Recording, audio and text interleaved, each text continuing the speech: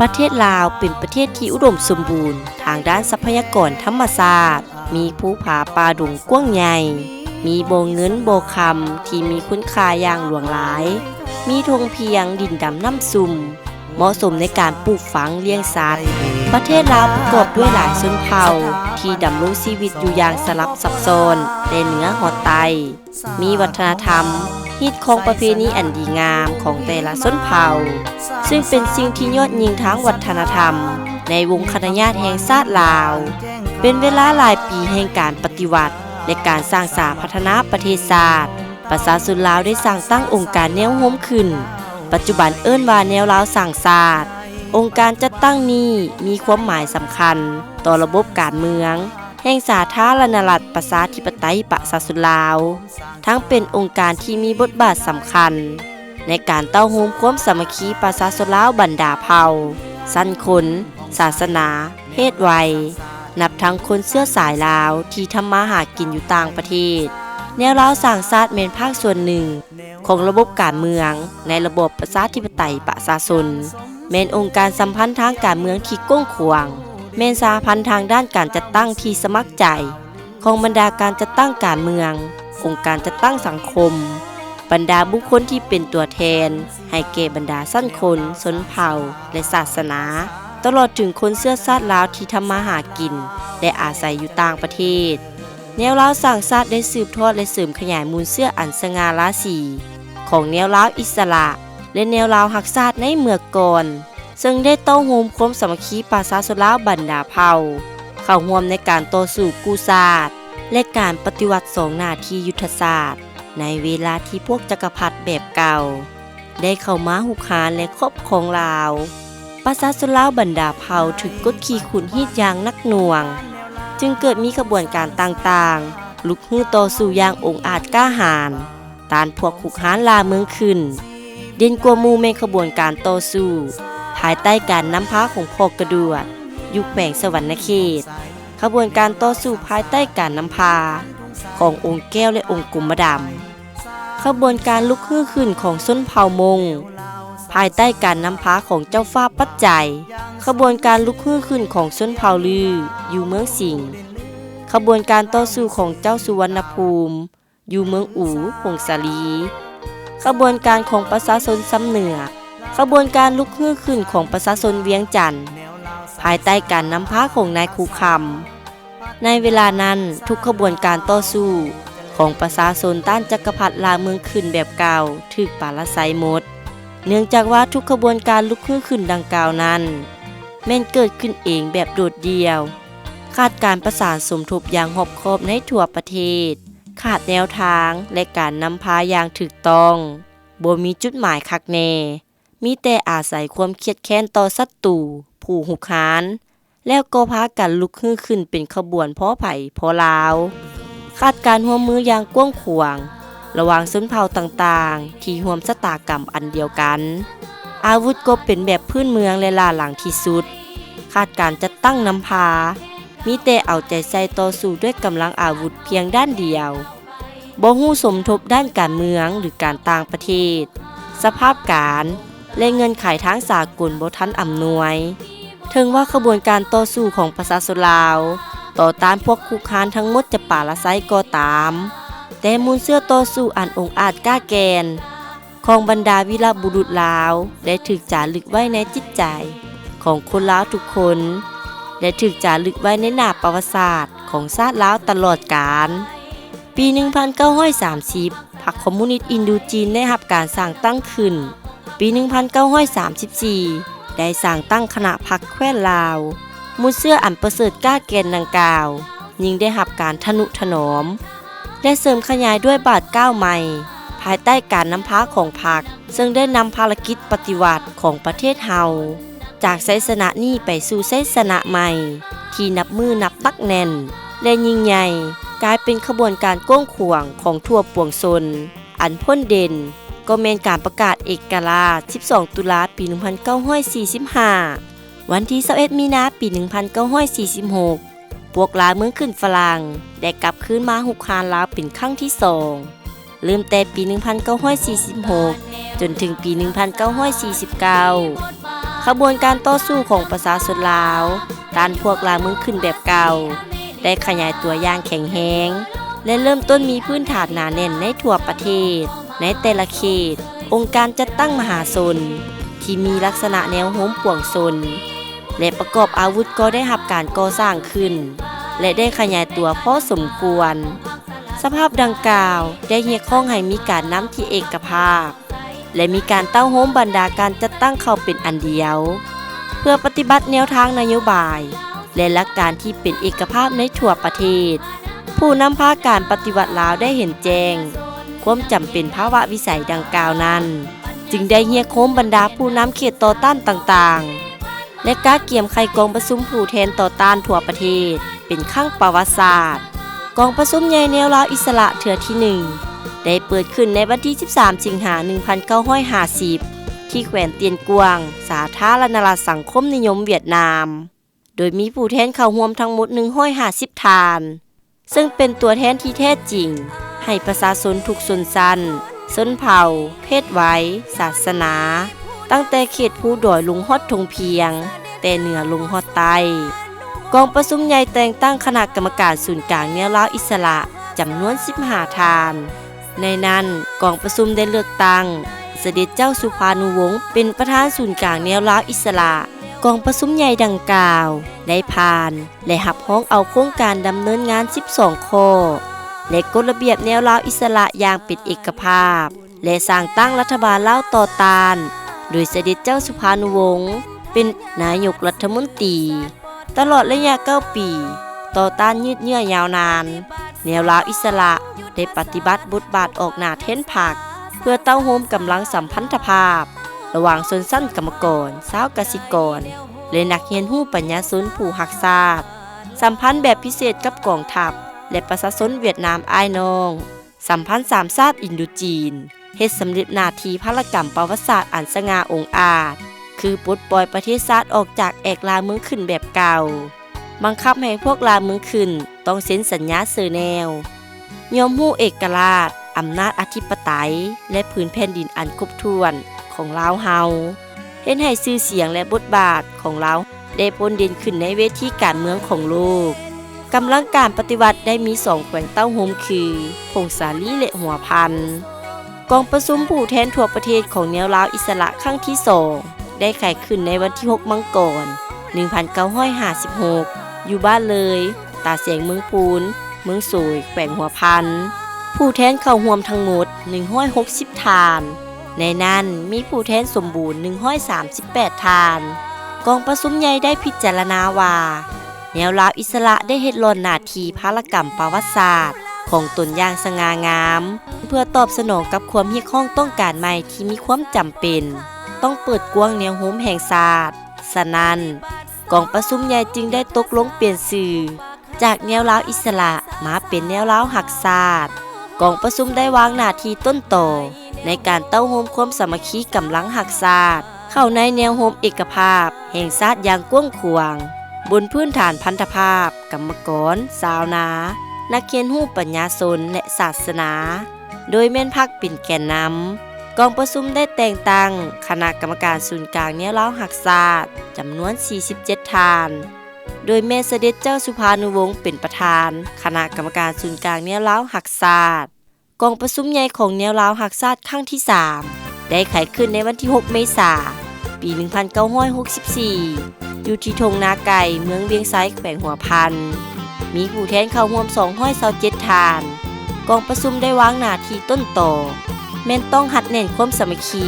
ทั่วปวงชนลาวบรรดาเผ่า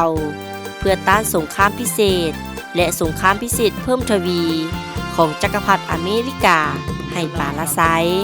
เอาใจใส่เพิ่มทวีความสามัคคีความสัมพันธ์สู่หบอย่างนักแน่นระหว่างแนวลาวรักชาติและกำลังเป็นกลางรักชาติแนใส่สร้างประเทศลาวเป็นประเทศสันติภาพเป็นกลางเอกราชประชาธิปไตยเอกภาพและวัฒนถาวรกองประชุมได้รับห้องแต่งตั้งคณะกรรมการศูนย์กลางแนวลาวรักชาติจำนวน 76 ท่านได้แต่งตั้งประธานและรองประธาน 4 ท่านเสด็จเจ้าสุภานุวงศ์เป็นประธานคณะกรรมการศูนย์กลางแนวลาวรักชาติภ ภายหลังมีผักนำพาการต่อสู้กับพวกลาเมืองขึ้นทั้งเก่าเลยใหม่อย่างยืดเยื้อยาวนานมาฮอดวันที่2ธันวาปี 1975 ประเทศชาติได้รับการปลดปล่อยอย่างสมบูรณ์ประเทศชาติถูกสถาปนาเป็นประเทศสาธารณรัฐประชาธิปไตยประชาชนลาวประวัติศาสตร์ลาวได้มีใบหน้าใหม่ต่อภายในและสากลความเจริญตามเส้นทางสว่างไสวปราสาทก้าวไปสู่ความสีวิไลปราสาทก้าวไปสู่ความสีวิไลตัดหมายตั้งไว้เป็นวัฒนธรรม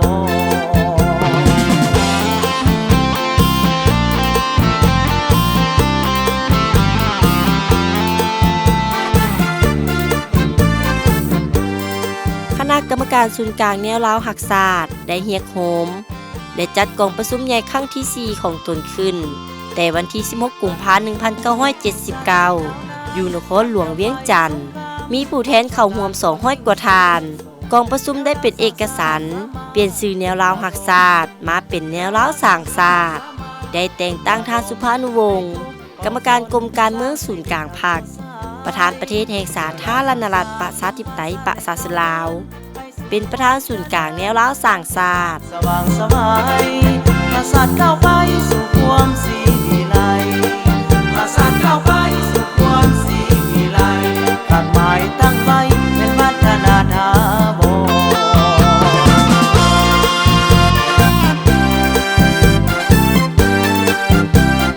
ภายหลังยึดอำนาจการปกครองมามือ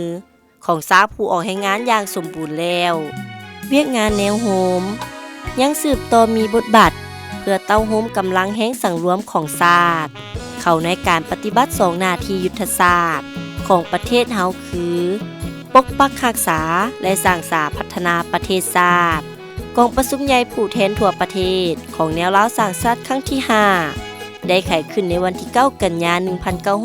1987 ที่นครหลวงเวียงจันทน์มีผู้แทนเข้าร่วม300 กว่าทาน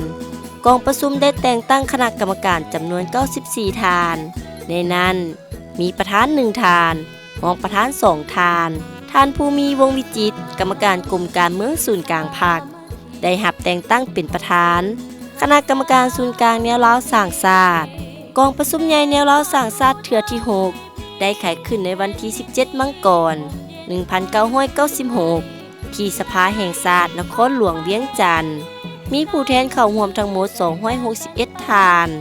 กองประชุมใหญ่ได้แต่งตั้งทานอุดมคติยะกรรมการกรมการเมืองศูนย์กลางพรรคเป็นประธานศูนย์กลางแนวลาวสร้างชาติกองประชุมใหญ่ในครั้งนี้ได้สืบต่อเปลี่ยนแปลงจินตนาการเกี่ยวกับเวียกงานแนวโฮมในระยะใหม่กองประชุมใหญ่เทื่อที่ 7 ได้ไขขึ้นในวันที่ 20 เมษายน 2001 ที่สโมสรหลัก6มีผู้แทนเข้าร่วมจำนวน161ทานกองประชุมได้วางหน้าที่ต้นต่อในการเต้าโฮมความสามัคคี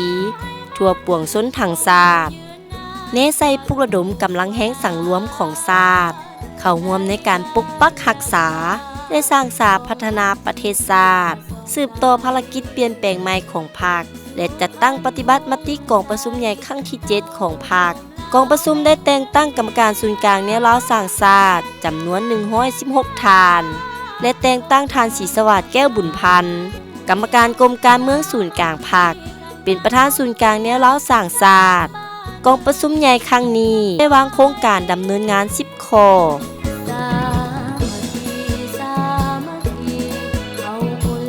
กองประชุมใหญ่แนวลาวสร้างชาติทั่วประเทศครั้งที่ 8 ได้ไขขึ้นในวันที่ 15 พฤษภาคม 2006 อยู่นครหลวงเวียงจันทน์มีผู้แทนเข้าร่วม350ทานกองประชุมครั้งนี้ได้วางหน้าที่ต้นต่อในการเชิดชูบทบาทแนวโฮมเพิ่มทวีความสามัคคีทั่วปวงชนทั้งชาติสืบต่อภารกิจเปลี่ยนแปลงใหม่รอบด้านและมีหลักการของพรรคกองประชุมได้รับร้องเอาการแต่งตั้งคณะกรรมการศูนย์กลางแนวลาวสร้างชาติจำนวน135ทานได้แต่งตั้งทานศรีสวัสดิ์แก้วบุญพันธ์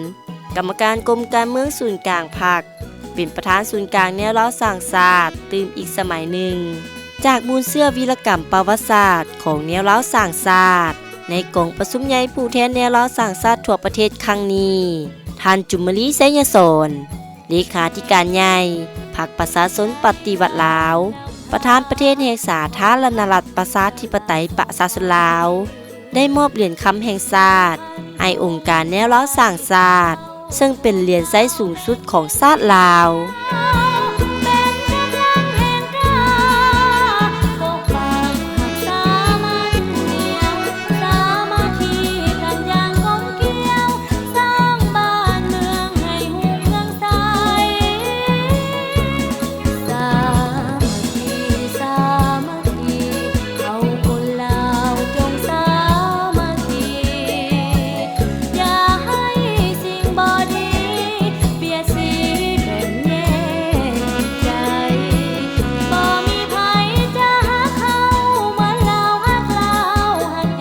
กองประชุมใหญ่ผู้แทนแนวร้าวสร้างชาติครั้งที่9ได้ไขขึ้นในวันที่5กรกฎาคม 2011 อยู่นครหลวงเวียงจันทน์กองประชุมได้รับร้องการเสนอแต่งตั้งคณะกรรมการศูนย์กลางแนวร้าวสร้างชาติสมัยที่9จำนวน161ทานและเสนอแต่งตั้งทานศาสตราจารย์ดร.พันดวงจิตวงศากรรมการศูนย์กลางพรรคเป็นประธานศูนย์กลางแนวร้าวสร้างชาติและห้องประธานอีก6ทานกองประชุมใหญ่ครั้งนี้ได้เป็นเอกสารรับรองเอาหน้าที่เวียกงานจุดสูงต้นต่อในต่อหน้านับแต่กองประชุมใหญ่ครั้งที่7แต่ปี 1996 เป็นต้นมาเวียกงานแนวโฮมได้มีการเปลี่ยนแปลงใหม่ด้านเนื้อในการเคลื่อนไหวแบบแผนวิธีเคลื่อนไหวได้มีการปรับปรุงกงจักการจัดตั้งปรับปรุงด้านบุคลากรในคณะกรรมการแนวร้าวสร้างชาติขั้นต่างๆฉะนั้นจึงเห็นให้ที่ตั้งภาระบทบาทและฐานะของแนวโฮมอยู่ในเวทีการเมืองสังคมของชาติและสากลพ้นเด่นขึ้นอย่างจะแจ้ง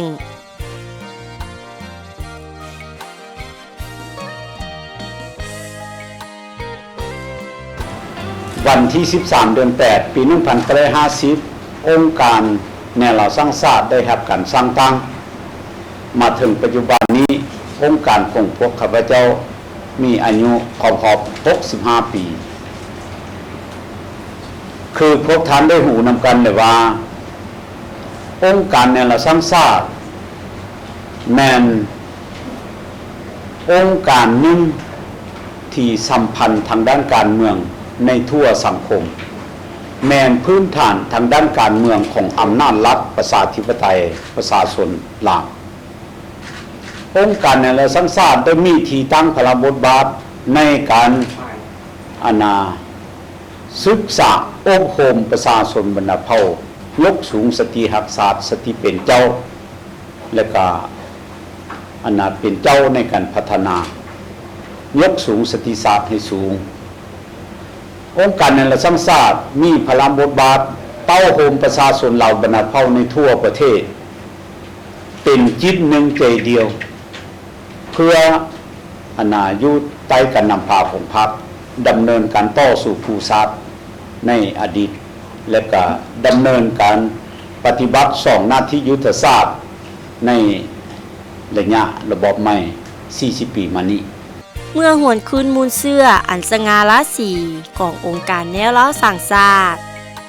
ตลอดระยะ65 ปีผ่านมายามใดองค์การแนวร้าวสร้างชาติก็ยึดมั่นแนวทางเต้าโฮมความสามัคคีประชาชนลาวบรรดาเผ่าทุกชั้นคนศาสนาและเพศไว้ใต้โฮมทุงปฏิวัติของพรรคประชาชนปฏิวัติลาวยึดมั่นในพันธภาพชนชั้นกรรมกรชาวกสิกรอันมีนักเขียนรูปปัญญาชนเป็นหลักแหล่งภายใต้การนำพาของพรรคเด็ดเดียวเหนียวแน่นศึกษาอบรมประชาชนลาวบรรดาเผ่าไปตามพรรค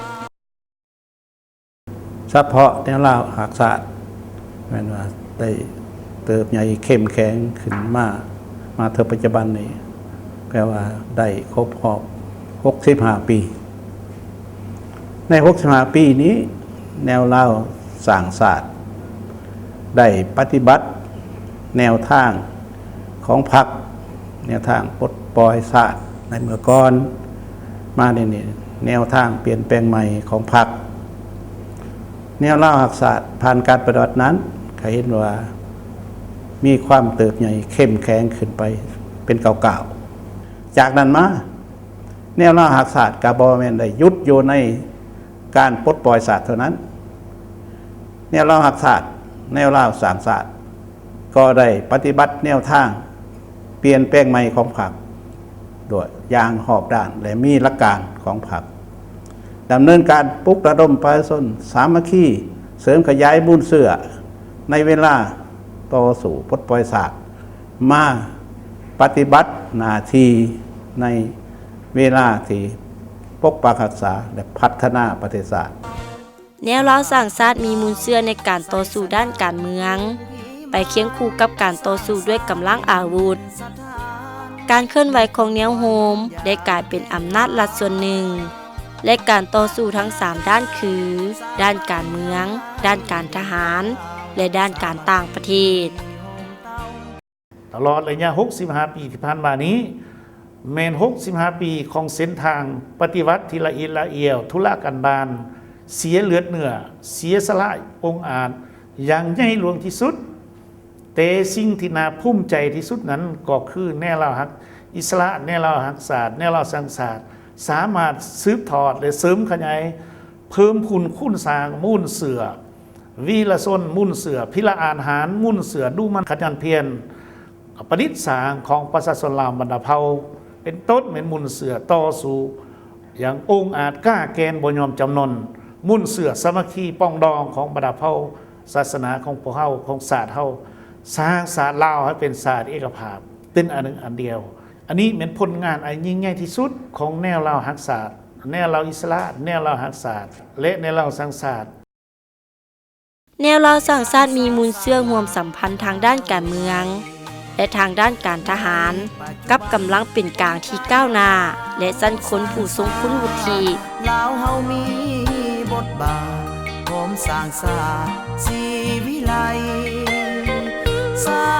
ธารณรัฐเก่าเมืองผ่องใสแนวลาวสร้างศาสตร์ถือคันทุ่งใสพาก้าวไปสร้างศาสตร์แนวลาวสร้างศาสตร์มีบทบาทอย่างสมชื่อเดี๋ยวนี้ลาวเด่นลือลาวมีสื่อกล่าวลือสาศาสตร์ลาวพี่น้องลาวทั้งห้องสุขสันต์สีบาแนวลาวสร้างศาสตร์อาสาพัฒนาศาสตร์ลาวเจริญ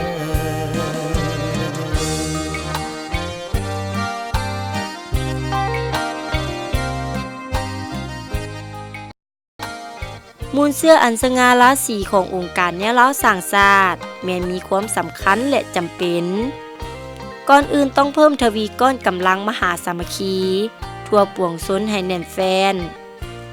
บนพื้นฐานความเป็นเอกภาพในอุดมการณ์แห่งการสร้างประเทศให้มั่งคั่งเข้มแข็งประชาชนหังมีผาสุขและสังคมชีวิไลยุติธรรมถือความสามัคคีเป็นอันหนึ่งอันเดียวของทั่วปวงชนเป็นปัจจัยการตัดสินการคงตัว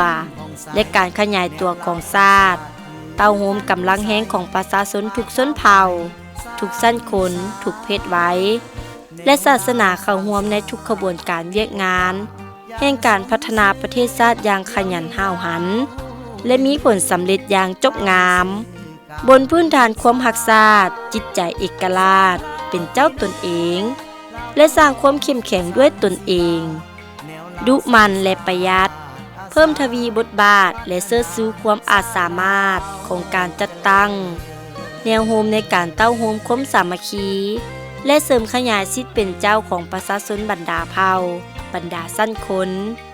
เพื่อสืบต่อภารกิจเปลี่ยนแปลงใหม่รับประกันเสถียรภาพและความปลอดภัยให้นักแน่นพัฒนาเศรษฐกิจสังคมให้ขยายตัวอย่างต่อเนื่องเพิ่มทวีความเชื่อมั่นของมหาชนต่อการนำพาของพรรคและองค์การปกครองขั้นต่างๆโฆษณาศึกษาอมหมปลุกระดมเสริมขยายสิทธิเป็นเจ้าของประชาชนบรรดาเผ่าในการปฏิบัติแนวทางนโยบายรัฐธรรมนูญกฎหมายและแผนพัฒนาเศรษฐกิจสังคมบ่ว่าในเงื่อนไขใดคณะกรรมการแนวเราสร้างชาติแต่ละขั้น ก็เพิ่มทวีในการจัดตั้งปฏิบัติบทบาทเป็นคันทุงเต้าโฮมความสามัคคีปองดองของประชาชนลาวบรรดาเผ่าปลุกระดมกำลังแห่งสังรวมในทั่วสังคมเข้าร่วมขบวนการจัดตั้งปฏิบัติมติกองประชุมใหญ่ครั้งที่9ของพรรคแผนพัฒนาเศรษฐกิจสังคม5ปีครั้งที่7ของรัฐขบวนการแข่งขันรักษาและพัฒนาติดพันกับการหันลงรากฐานประกอบส่วนปฏิบัติเวียกงานสารสร้างและสร้างบ้านพัฒนาสร้างบ้านสามัคคีตาม4เนื้อใน4คาดหมายได้เอาใจใส่ใกล้ชิดติดแทศกับประชาชนเต้าโฮมประชาชนเต้าโฮมผู้ทรงคุณวุฒิอยู่ท้องถิ่นต่างๆสำหรับเวียกงานชนเผ่าแนวราวสร้างชาติขันต่างๆก็ได้เอาใจใส่เป็นพิเศษและถือเป็นสำคัญเพราะว่าปัญหาเผ่าเป็นปัญหายุทธศาสตร์และเป็นปัญหาการตัดสินการคงตัวของชาติฉะนั้นย้ำใดแนวราวสร้างชาติก็เพิ่มทวีใกล้ชิดติดแทศศึกษาอบรมปลุกระดมสวนเสือให้ประชาชนลาวบรรดาเผ่ามีความสามัคคีปองดองกันเสริมขยายบทบาทของผู้ทรงคุณวุฒิอยู่ในแต่ละท้องถิ่นเป็นคันทุงในการเต้าโฮมความสามัคคีสร้างความเชื่อมั่นให้แก่ประชาชนเฮ็ดให้ประชาชนมีความตื่นตัวในการจัดตั้งปฏิบัติแนวทางนโยบายของพรรค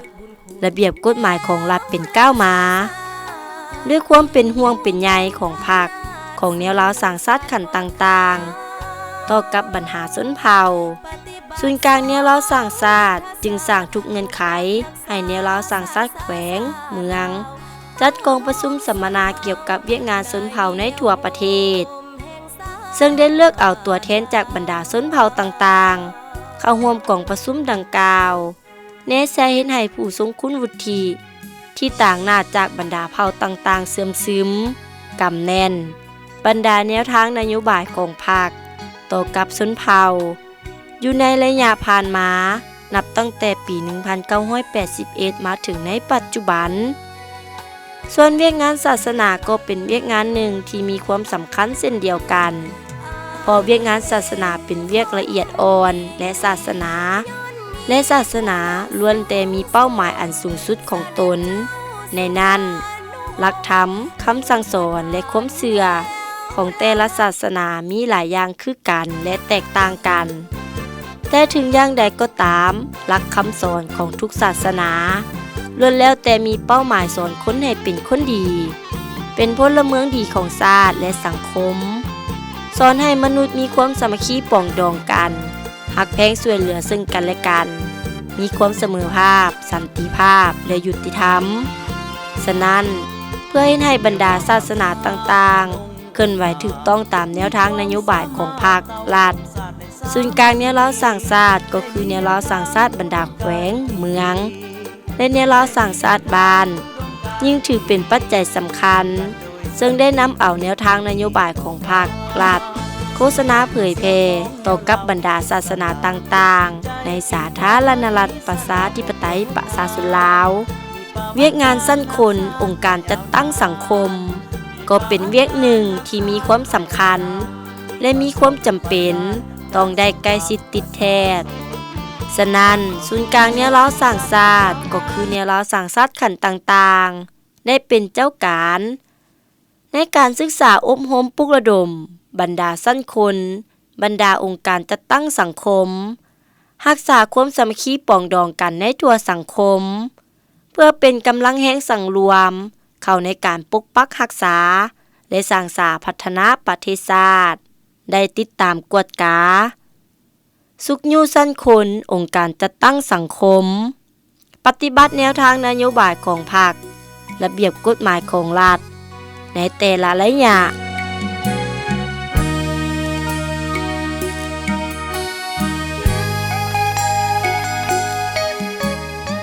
ส่วนเวียกงานในด้านต่างๆขององค์การแนวราวสร้างชาตินับแต่ขั้นศูนย์กลางฮอดท้องถิ่นก็ได้ปฏิบัติตามภาระบทบาทสิทธิและหน้าที่ของตนอย่างต่อเนื่องและได้รับผลตามระดับคาดหมายที่วางไว้ในแต่ละระยะบรรดาแผนงานบรรดาโครงการการลงทุนของรัฐแม้นได้จัดตั้งปฏิบัติอย่างต่อเนื่อง และมีหลายโครงการมีความคืบหน้าเป็นต้นแมนโครงการก่อสร้างตึกอาคารของศูนย์กลางแนวร้าวสร้างชาติศูนย์ข้อมูลข่าวสารของศูนย์กลางแนวร้าวสร้างชาติและโครงการบูรณะก่อสร้างธรรมห้องว่าการแนวร้าวหักศาสตร์อยู่เมืองเวียงไสแขวงหัวพันพนักงานแนวลาวหักศาสตร์มีบทบาทสู่ขันทุ่งแดงแนวร้าวสร้างชาติแต่ละคันได้ปลุกระดมประชาชนลาวบรรดาเผ่า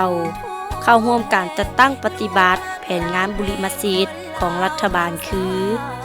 ได้สุกยู่การสร้างตัวแบบในด้านต่างๆผลิตเป็นสินค้าแก้ไขความทุกข์ยากแนวร้าวสร้างชาติได้เป็นเจ้าการประสานสมทบกับองค์การจัดตั้งภาคี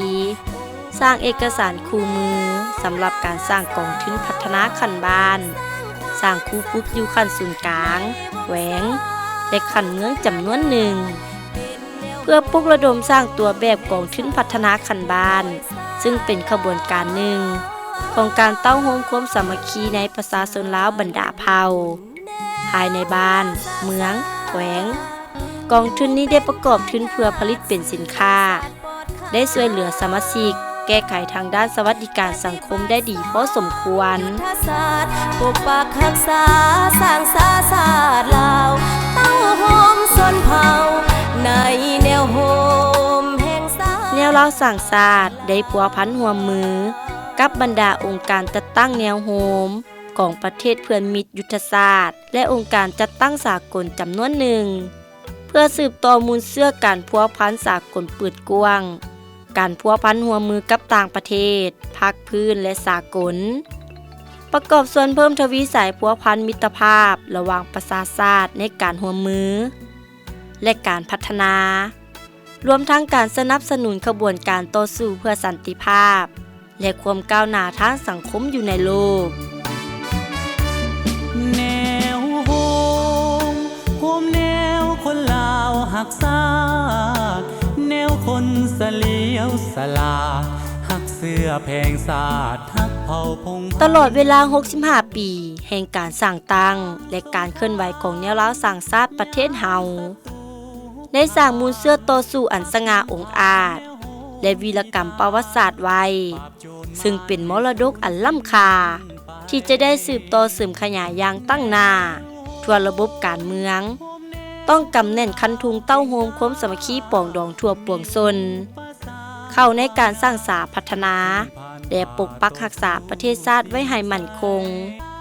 โดยสร้างพันธภาพกรรมกรสาวกสิกรและนักเขียนหู้ปัญญาชนเป็นหลักแหล่ง